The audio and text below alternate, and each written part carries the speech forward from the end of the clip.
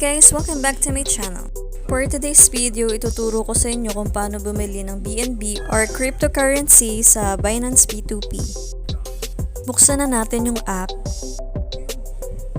Click More. Click P2P. Dito sa taas, makikita natin kung alin yung mga cryptocurrency na pwede nating mabili. Punta tayo sa BNB. Sa unahan, makikita nyo yung pinakamura na presyo. Pero humanap tayo ng GCash, yung mode of payment nila.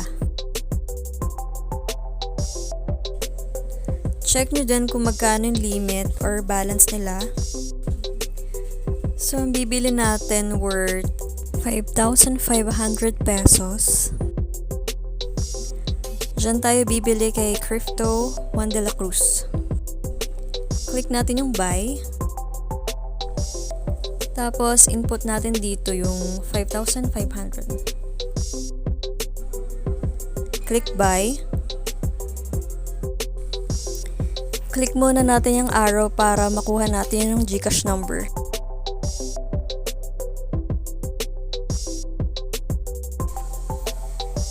Copy muna natin. Kasi kailangan muna nating magbayad gamit yung GCash. Bago natin, i-click yung transferred.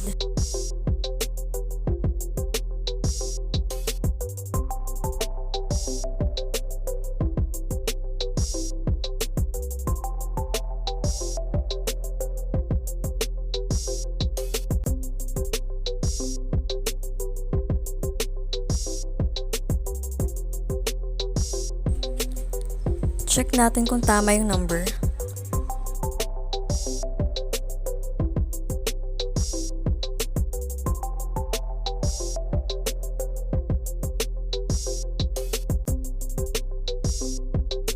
Then, pwede na nating i-click yung transferred. Makikita nyo dito sa upper right corner yung message. Pwede nyong i-message yung seller.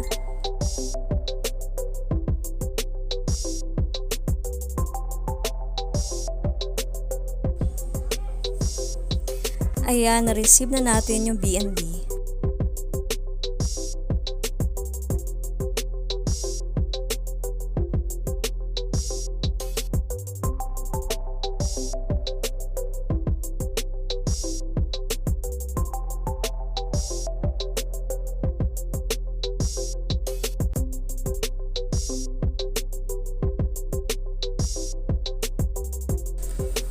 Tapos, punta tayo sa P2P.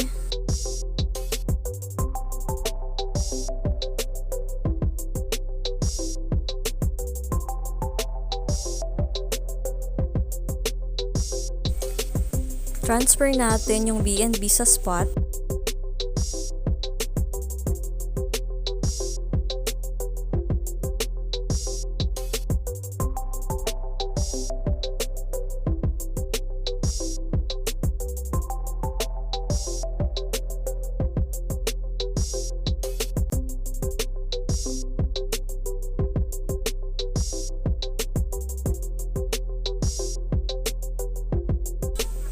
Yan guys, na dito na sa spot wallet yung BNB.